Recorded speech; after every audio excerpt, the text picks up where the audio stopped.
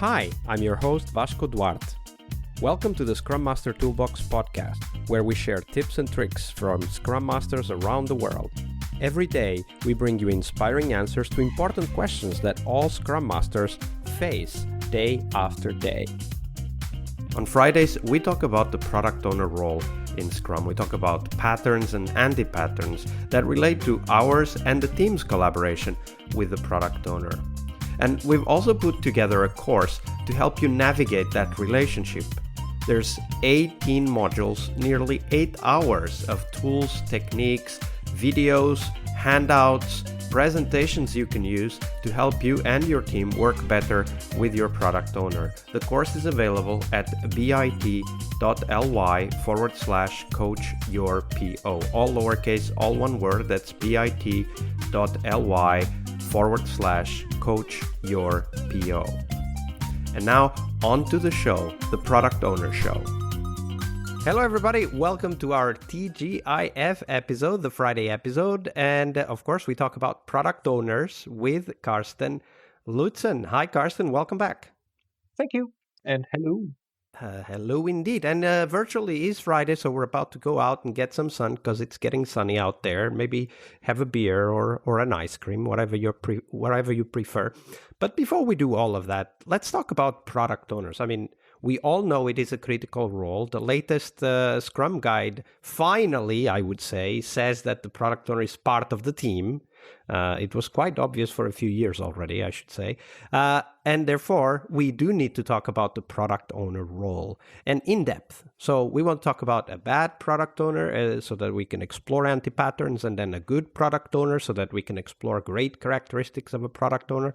Let's start first with a bad example so that we end up on a high. So Carsten, share with us what might have been potentially the worst product owner anti-pattern you've witnessed in your career.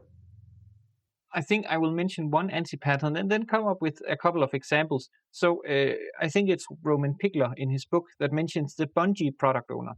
Bungie, what does that mean? Imagine a product owner that is nowhere to be found except on planning and demo, and that's it, more or less. Sprint review. And then besides from that, you maybe get a mail from the person, but that's it. So having worked with a couple of Bungie product owners, it's never great, because then as a Scrum Master, all of a sudden you involuntarily start to take up some of what you perceive to be the product owner responsibility, right? And then all of the sudden you have two hats on. That is not an ideal situation, but still you do not have the formal backlog power, right? And you still have a person coming at the review and asking, so why didn't you finish everything, and why didn't you this, and why didn't you do that?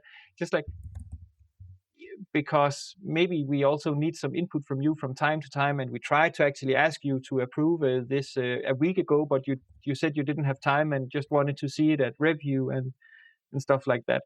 And a Bungie product owner comes in many variations, right? I've also seen let's call the person a product owner. That was how he saw himself, but he was also the manager, so the people manager of the team. And my prime example is in a planning. All the developers are there. I'm there. I was helping their new Scrum Master, and we were all sitting in a room ready to do planning, and the product owner was nowhere to be found. Then he comes in 5 minutes late, and then so I'm in a hurry. I have a meeting in 10 minutes. So I would just like to say that person A, I need you to do this and that. Person B, I need you to do this and that and that. And person C, I need you. And then he just went around the table. Any questions? And then left again. And then it was like, so we historically seen, statistically seen, never finishing more than a third in this team in a sprint. And then he just came in and there was no negotiation. It was just like, you do this, that, and that. Just like, yeah, that's not really what we need right now. But I've also seen less worse examples of this, where we had a rather new product owner that really wanted to do the best for the team. But again, being a new product owner, there was a lot of getting to know the business and learning the stakeholders, learning the markets, learning the other products in the portfolio and stuff like that. So we didn't see the product owner in long periods of time, making it quite difficult to ask some of these questions. So is this somewhat what you think the the market would want, or is this somewhat ready to be closed, or would you rather have this or that? So I am not a believer of a sprint backlog item is a completely fixed item where we cannot move a comma. I'm much more of a have a discussion with either the stakeholder directly if possible, or with the product owner, and figure out, is this done, and then we can move on. But if we don't have a product owner that is able to commit that amount of time and effort, then, well, it's probably not going to work that well.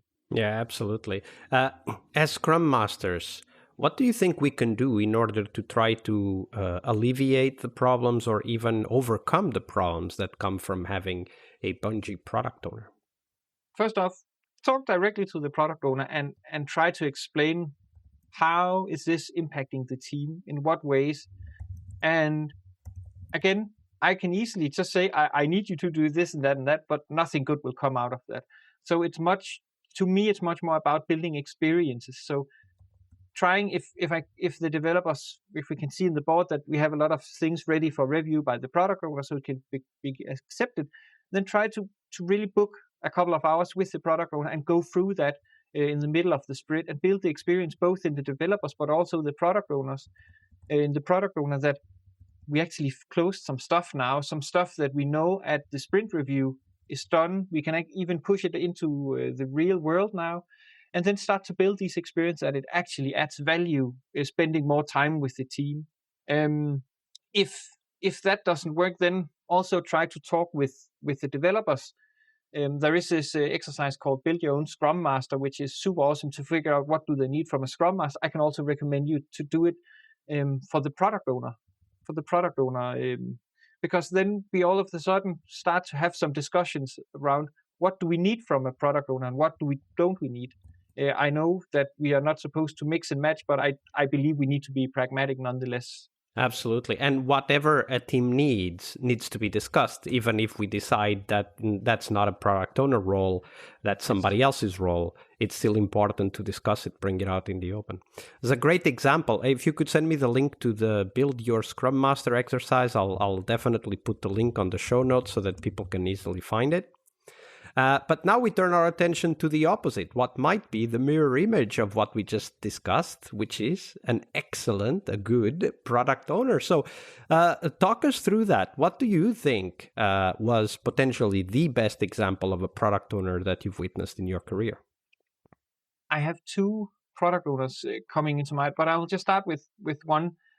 Historically, I was seeing a product owner as a rather heavy, somewhat strategical role where it needed to have a lot of, maybe not a lot, but at least some experience, right, to really be impactful as a product owner. And then in the team I was a Scrum Master for, we didn't have a permanent product owner for some time, and then they hire one fresh out of university, a young female, and it's just like, but we really needed a heavy hitter, somebody that knew the company and had been there for years and stuff like that.